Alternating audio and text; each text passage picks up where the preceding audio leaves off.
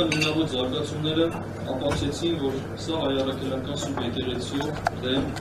արշավի հերթական ալիքն է։ Ընդ որում այս արշավը իր նախորդներից տարբերվում էր ոչ միայն լկտիությամբ, այլ նաև նրանով, որ այդ արշավը առաջնորդում էր հենց վարչապետը, իր անունից։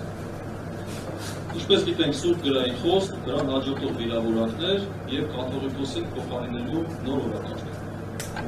Բնական է, որ սա ազդելու էր եկեղեցու զավակների զգացմունքների վրա։ Նույնիսկ աթեիստ կամ եկեղեցու հետևող չհանդիսացող մեր հայրենակիցները քաջ գիտակցում են, որ հայ-առաքելական սուրբ եկեղեցին բացառիկ առաքելություն ունի հայ ժողովրդի հոգևոր կյանքում, նրա ազգային մշակույթի զարգացման և ազգային ինքնության պահպանման հարցում։ Իշխանությունը փորձում է այս արշավը ներկայացնել որպես անձի կամ անձանց դեմ գործողություն։ Սակայն մենք լավ պատկերացնում ենք, որ սա եկեղեցուն ինքնակառավարման համակարգի դեմ ուղղված արշավ է։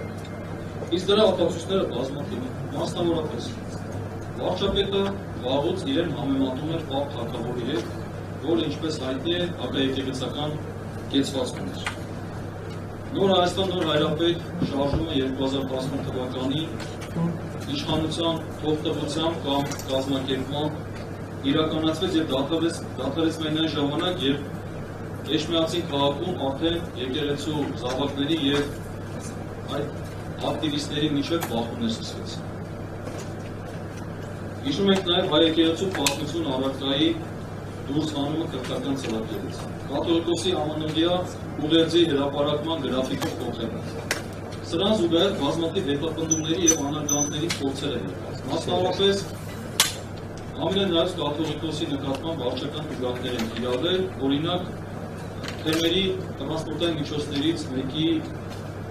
ճեկի խախտումների համար։ Շրջանել են կառույցի ղեկավարին։ Ավելին, գրությունները, որոնք ուղղվել են կաթողիկոսին կամ թեմերի առաջնորդների, հստակ հատուկ շեշտադրվել են որպես կրոնական կազմակերպություն։ Եվ սրանք դա բազմաթիվ են։ Հիմա սա անձի դեմ դրսևորում է, թե ինստիտուտի դեմ։ Կարծում եմ դա ակնհայտ է։ Եվ զարմանալիորեն այս ամենը համընկել է ադրբեջանական կառուցչական թեզերի հետ։ Կովկասի մուսուլմանների վարչության ղեկավար Փաշազադեն բազմաթիվ անգամ հայ եկեղեցու և անձամբ կաթողիկոսին մեղադրել և վիրավորական խոսքեր է հնչեցրել։ Մեջբերում եմ 2024 թվականի ապրիլի 10-ի նրա խոսքերը։ Այսօր կաթողիկոսի գլխավորությամբ հայկական եկեղեցին ամբողջ աշխարհում ռևանշիզմ է քարոզում և որևէ կերպ համաձայն չէ, որ Ադրբեջանը սեփական տարածքներն է ազատագրել և Ղարաբաղը Ադրբեջանի տարածք է։ Մենք նրան առաջարկեցինք, որ եթե նա ընդունի, դա մենք էլ իրենք ընդունենք։ Վերջին սրացման առիթը 2025 թվականի մայիսի 22-ի Շվեյցարիայում եկեղեցիների համաշխարհային խորհրդի և Շվեյցարիայի բողոքական եկեղեցու կողմից կազմակերպված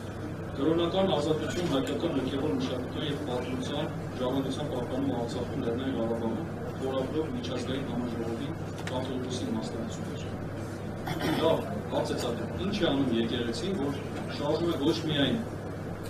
հայրենի իշխանությունների զայրույթը, այլ նաև մեր թշնամիները։